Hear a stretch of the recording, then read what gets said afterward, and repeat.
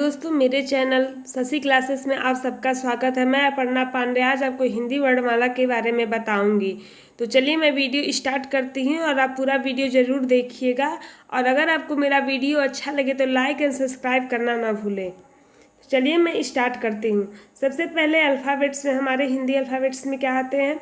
Word. Word क्या होती है? वर्ड भाषा की सबसे छोटी इकाई होती है जिससे भाषा बनता है। फिर आता है हमारा वर्णमाला। तो वर्णों के व्यवस्थित समूह को हम लोग वर्णमाला कहते हैं, यानी कि स्वर और व्यंजन को मिला करके जो व्यवस्थित समूह बनता है उसे ही हम लोग वर्णमाला कहते हैं। और हिंदी में उच्चारण के आधार पर 45 वर्ण, जिसमें 10 स्वर और 35 व्यंजन होते हैं, तथा लेखन के आधार पर 52 वर्ण, 13 स्वर और 35 व्यंजन और 4 संयुक्त व्यंजन होते हैं। अक्सर करके कोई एग्जाम में एक क्वेश्चन पूछता है कि हिंदी में उच्चारण के आधार पर कितने वर्ण होते हैं। तो याद रखिएगा दोस्तों, उच्चारण के आधार पर 45 वर्ण होते हैं और लेखन के आधार पर 52 वर्ण होते हैं। तो उच्चारण के आधार पर जो 45 वर्ण होते हैं उसमें सिर्फ 10 स्वर होते हैं और 35 व्यंजन होते हैं, और लेखन के आधार पर जो 52 वर्ण होते हैं उसमें 13 स्वर, 35 व्यंजन और 4 संयुक्त व्यंजन होते हैं। तो ये याद रखिएगा दोस्तों, इस पर हमेशा क्वेश्चन उठता है। अब देखिए स्वर हमारे कौन कौन से हैं? अ, आ, छोटी ई, बड़ी ई, छोटा ऊ, बड़ा ऊ, री, ऐ, ओ, औ, अंग, अह, ये हमारे स्वर होते हैं। और व्यंजन हमारा क से लेकर के ज्ञ तक को हम लोग व्यंजन कहते हैं। और व्यंजन को भी हर वर्ग में बांटा गया है। पहले लाइन को हम लोग क वर्ग कहते हैं। क वर्ग के अंतर्गत क, ख, ग, घ, अंग ये सारा आ जाएगा। ठीक वैसे ही च वर्ग है, ट वर्ग है, त वर्ग है, प वर्ग है। इसमें पांचों अक्षर यानी कि च, छ, ज, झ, इय ये च वर्ग के अंतर्गत, ट, ठ, ड, ढ, अड़ ट वर्ग के अंतर्गत, त, थ, द, ध, न त वर्ग के अंतर्गत, प, फ, ब, भ, म प वर्ग के अंतर्गत आता है। अब हमारा आता है अंतस्थ व्यंजन, इसी में होता है। तो अंतस्थ व्यंजन 4 होते हैं जिसको हम लोग य, र, ल, व को हम लोग अंतस्थ व्यंजन कहते हैं। अक्सर करके इसमें पूछता है एग्जाम में वर्णमाला से कि अंतस्थ व्यंजन किसे कहते हैं। तो अंतस्थ व्यंजन किसे कहते हैं? य, र, ल, व को अंतस्थ व्यंजन कहते हैं। फिर आता है ऊष्म व्यंजन। उसमें व्यंजन श, श, श यानी कि ये तीनों स और ह हमारे ऊष्म व्यंजन के अंतर्गत आता है। फिर संयुक्त व्यंजन। तो दोस्तों संयुक्त व्यंजन का मतलब होता है दो शब्दों से मिलकर, यानी कि 2 वर्णों से मिलकर के जो होते हैं वो होते हैं संयुक्त व्यंजन।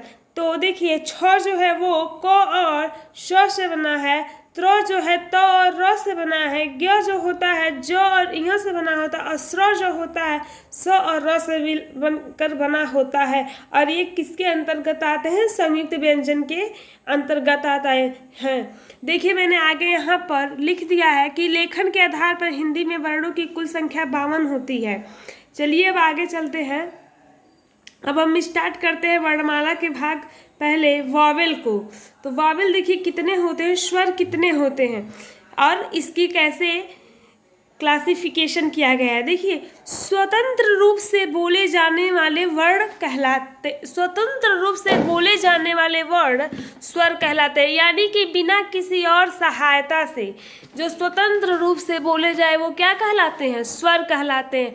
और परंपरागत रूप से इनकी संख्या 13 है, लेकिन उच्चारण की दृष्टि से ये केवल 10 ही हैं। तो देखिए दोस्तों कौन कौन से? अ, आ, छोटी ई, बड़ी ई, छोटा ऊ, बड़ा ऊ, री, ए, ओ, औ, अंग, अह, ये क्या है? उच्चारण के दृष्टि से स्वर है। अब इनको हम लोग उच्चारण की दृष्टि से देखिए कितने भागों में बांटे हैं। तो इसे हम लोग 3 भागों में बांटते हैं। पहला ह्रस्व स्वर, दीर्घ स्वर और प्लुत स्वर। तो चलिए हम लोग ह्रस्व स्वर देखते हैं। ह्रस्व स्वर किसे कहते हैं? जिनके उच्चारण में कम समय लगता है। तो दोस्तों हम पढ़ते समय देखते हैं कि अ, छोटी ई, छोटा ऊ को तुरंत पढ़ लेते हैं। ऐसे पढ़ते हैं ना, अ, इ, उ, ऐसे करके पढ़ते हैं। तो इनमें क्या होता है कि कम समय लगता है, इसीलिए इन्हें हम लोग ह्रस्व स्वर कहते हैं। और ये एक मात्रा के होते हैं, तो ये ह्रस्व स्वर के अंतर्गत आते हैं। अब चलिए हम आगे चलते हैं दीर्घ स्वर। तो दीर्घ स्वर में वे शब्द आते हैं जिनके उच्चारण में ह्रस्व स्वर से ज़्यादा समय लगता है, यानी कि जो 2 मात्रा वाले शब्द होते हैं। देखिए आप पढ़ के जान सकते हैं कैसे होते हैं। आ, बड़ी ई, बड़ा ऊ, ए ओ, औ, अंग, ये सब क्या होते हैं? दीर्घ स्वर होते हैं। जिनके उच्चारण में ज़्यादा समय लगे वो दीर्घ स्वर होते हैं, और जिनके उच्चारण में कम समय लगे वो कौन सा स्वर होता है? ह्रस्व स्वर होता है। और तीसरा कैटेगरी आता है प्लुत स्वर का, यानी कि जिनके उच्चारण में दीर्घ स्वर से भी अधिक समय लगता है, यानी कि जिसके उच्चारण में दीर्घ समय से भी ज़्यादा समय लगे वो किसके अंतर्गत आता है? प्लुत स्वर के अंतर्गत आता है।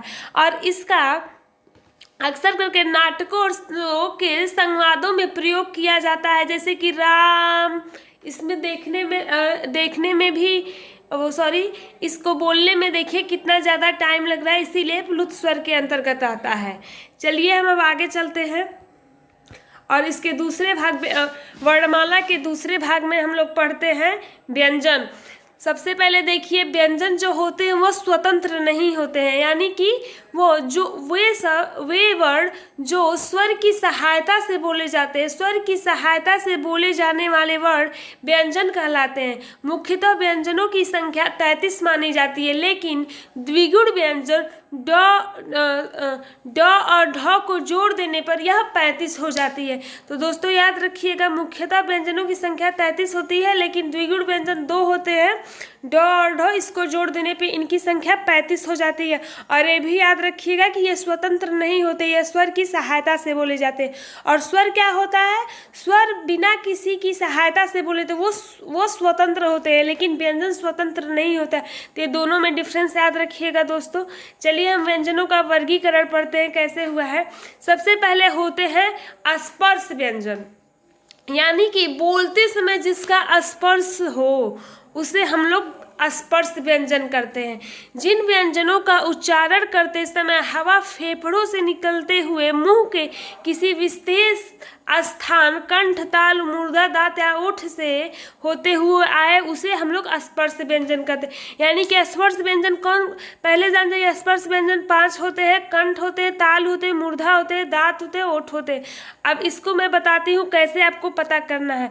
सबसे पहले देखिए, मैंने ऊपर अघोष लिखा है, अल्प प्राण सघोष लिखा, इसको मैं भी बताऊंगी, लेकिन पहले आप कंठ, तालु और मूर्धा समझिए क्या होते हैं जो स्पर्श व्यंजन। तो पहले कंठ में आप आ जाइए क वर्ग में, तो आप पढ़िए पहले क, ख। आप किससे पढ़ रहे हैं? कंठ से पढ़ रहे हैं।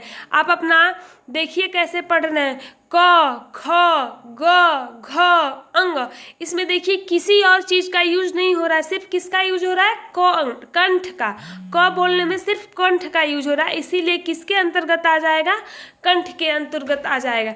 फिर च वर्ग का देखिए, च पढ़िए, च, छ, ज, झ, इय। ये इसमें सिर्फ तालु का यूज हो रहा है, इसलिए तालु में आ जाएगा। अब तीसरा लाइन आता है ट वर्ग। ट वर्ग मूर्धा होता है। ट, ठ जो हमारे तालु से आगे और हमारे दंत के मतलब दांतों के पीछे आके लड़े, उसे हम लोग मूर्धा कहते हैं। जैसे ट, ठ, ड, मतलब जीभ जा करके हमारे तालु से और दांत के बीच में लगे, वहाँ पे मूर्धा आ जाता है। ट, ठ, ड, ढ, ड़, ये सभी हमारे मूर्धा के अंतर्गत आते हैं। अब देखिए दंत क्या होते हैं? दांत, यानी कि जो दांतों की सहायता से बोला जाए। तो पहला तो था जो कंठों की सहायता से बोला जाए वो कंठ में आ जाएंगे, जो तालु की सहायता से बोला जाए वो तालु के अंतर्गत आ जाएंगे, और जो मूर्धा की सहायता से बोला जाए वो मूर्धा के अंतर्गत। अब देखिए ये आपका है दांतों की सहायता। अब आप जब त कहते होंगे तो देखते होंगे कि आपका जीभ आपके दांतों पे आके लगता है। त, थ, द, ध, न, तो ये सब किसके अंतर्गत आ जाएगा? दंत के, यानी कि दांत के सहायता से बोली जाती, इसलिए दंत के अंतर्गत आ जाएगा। फिर हमारा आगे आता है ओष्ठ। ओष्ठ की सहायता से बोले जाने वाले वर्ड प, फ, ब। देखिए दोस्तों, जब आप प, फ, ब बोल रहे हैं तो आपके ओठ इसमें आपस में चिपक रहे हैं, तो ये किसकी सहायता से बोल रहे हैं? आप ओठ की सहायता से बोल रहे हैं, इसीलिए आप इसे ओष्ठ के अंतर्गत रखेंगे। अब देखिए इनका वर्गीकरण घोषत्व के आधार पर 2 भागों में किया गया, पहला अघोष और दूसरा सघोष। अब देखिए हर वर्ग का पहला और दूसरा व्यंजन जिसमें कंपन नहीं होता। अब देखिए यहाँ पे आ जाइए, इस वर्ग पहले क वर्ग का देखिए, पहला और दूसरा, तो पहला क वर्ग में देखिए क और दूसरा ख, ये सभी क्या हो जाएंगे आपके घोषत्व के आधार पे अघोष हो जाएंगे, यानी कि हर वर्ग का पहला और दूसरा अक्षर अघोष हो जाएगा। और इसका ट्रिक भी है 12, यानी कि आपको वर्णमाला में व्यंजन में 12 इसका ट्रिक है याद करने का अघोष। तो पहले हर वर्ग का पहला और दूसरा अघोष हो जाएंगे और दूसरा होता है सघोष। तो इसमें तीसरा, चौथा और पांचवा वर्ण क्या हो जाते हैं आपके सघोष हो जाते हैं हर वर्ग का, और इसका ट्रिक है 345। तो दोस्तों याद रखिएगा, अघोष का ट्रिक 12 है और सघोष का ट्रिक 345 है। इससे भी आप याद रख सकते हैं और इससे भी याद रख सकते हैं कि हर वर्ग का पहला और दूसरा अघोष होते हैं, तीसरा, चौथा, पांचवा सघोष होते हैं। अब देखिए आपका प्राणत्व के आधार पर इन्हें 2 भागों में बांटा गया। एक होता है अल्प प्राण और महाप्राण। तो अल्प प्राण क्या होता है देखिए, यहाँ पर पहले जान रहे हैं, यहाँ पे प्राण का अर्थ हवा है। तो अल्प प्राण जिन व्यंजनों के उच्चारण में मुख में कम हवा निकले, यानी जिनको बोलते समय आपके मुख से कम हवा निकले, वो अल्प प्राण होते हैं। और जिन व्यंजनों के उच्चारण में मुख से अधिक हवा निकले वो महाप्राण होते हैं। और हर वर्ग का दूसरा और चौथा महाप्राण होते हैं। चलिए मैं यहाँ से आपको एक बार समझा देती हूँ। देखिए मैंने नीचे यहाँ पर यहाँ पे लिखा हुआ है कि अल्प प्राण महाप्राण कैसे होते हैं। अब देखिए क्या होते हैं, पहले वर्ग में देखिए क वर्ग में क आपका कम बोलने में इससे टाइम लग रहा है, इसको बोलने में कम समय लग रहा है, इसलिए अल्प प्राण हो गया और कम हवा निकल रहा है तो अल्प प्राण हो गया। फिर ख ज़्यादा हवा लिखा है तो महाप्राण। फिर देखिए तीसरा आपका हो गया ग अल्प प्राण, फिर आपका चौथा हो गया महाप्राण, फिर पांचवा हो गया अल्प प्राण। ऐसे ही आपका च अल्प प्राण है, छ महाप्राण है, ज अल्प प्राण है, झ महाप्राण है और य अल्प प्राण है। ये सभी आपका ऐसे ही ओष्ठ तक चलेंगे कि पहला आपका अल्प प्राण हो जाएगा, दूसरा महाप्राण, फिर तीसरा अल्प प्राण, चौथा महाप्राण, पांचवा अल्प प्राण। तो दोस्तों आई होप आपको अच्छे से समझ में आ गया होगा। अगर ना समझ में आया तो फिर एक बार वीडियो को रिपीट जरूर देख लीजिएगा, आपको अच्छे से समझ में आ जाएगा। और यहाँ पे लिखा हुआ भी है, आप लिखा हुआ भी पढ़ के अच्छे से समझ सकते हैं। अब आता है अंतस्थ व्यंजन।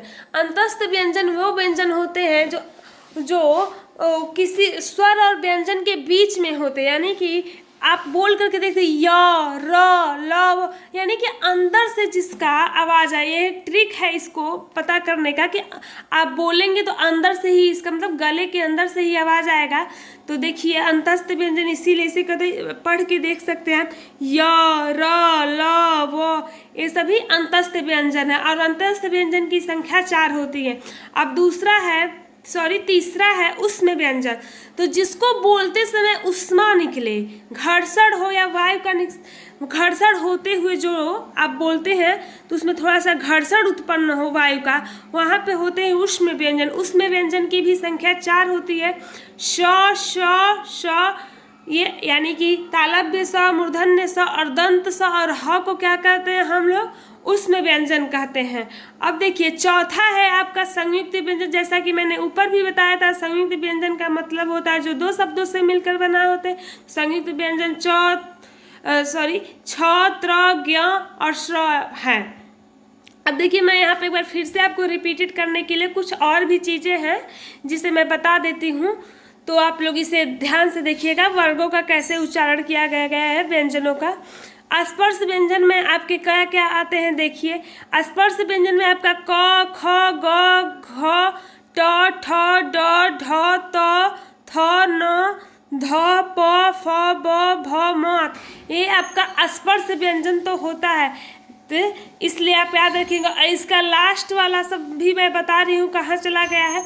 अब देखिए स्पर्श में ही एक स्पर्श संघर्षी होता है। कभी कभी ऑप्शन में पूछ देता है कि स्पर्श संघर्षी, ये भी तो स्पर्श है ही, लेकिन स्पर्श संघर्षी करके पूछ देता है। तो आप याद रखिएगा दोस्तों, स्पर्श संघर्षी की संख्या 4 होती है। च, छ, ज, झ, यानी कि जिसको बोलते समय स्पर्श भी और थोड़ा सा संघर्ष भी हो, यानी कि थोड़ा सा बोलने में ऐसे घर्षण भी उत्पन्न होता चले और स्पर्श करते हुए चले, उसे हम लोग स्पर्श संघर्षी व्यंजन कहते हैं, जिसकी संख्या 4 होती है। अब देखिए संघर्षी क्या होते हैं, जिसको बोलने में, अब देखिए इसकी संख्या 5 है। फ, श, ह, ज, जो सिर्फ संघर्षी हो। इसका एक फार्मूला है, फंसा जहाँ झरना। इससे आप याद भी कर सकते हैं, क्योंकि संघर्षी अक्सर करके भूल जाता है, क्योंकि अलग अलग वर्गों से है ये। तो फ, श, ह, ज, झ, ये सभी क्या है, संघर्षी है। अब देखिए अनुनासिक, अनुनासिक मीन्स जो नाक से बोला जाए। अंग, इया, र, न, म, ये सभी क्या नाक की सहायता से बोले जाते हैं, मतलब कि अंदर बोले जाते हैं नाक की सहायता से, इसीलिए इसे अनुनासिक कहते हैं। अब देखिए ल को हम लोग पार्श्विक कहते हैं। ल, इसमें कई चीज मिलके बना है ल। अब दूसरा है प्रकंपित। प्रकंपित को हम लोग लुंठित, देखिए यहाँ पे लिखा है, प्रकंपित को हम लोग क्या कहते हैं, लुंठित भी कहते हैं।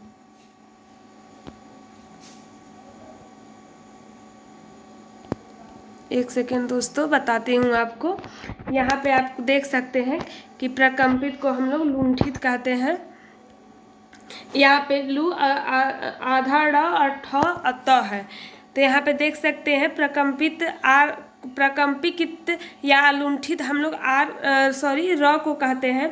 अब दूसरा आता है आपका उच्छिप्त व्यंजन। उच्छिप्त व्यंजन 2 होते हैं, ड और ढ को हम लोग उच्छिप्त व्यंजन करते हैं। फिर आता है अर्धस्वर। अर्धस्वर हम लोग य और व को कहते हैं। तो आई होप गाइज आपको वर्णमाला अच्छे से समझ में आ गया होगा। और अगर आपको मेरा वीडियो अच्छा लगे तो प्लीज़ लाइक एंड सब्सक्राइब करना ना भूलें। Thank you so much.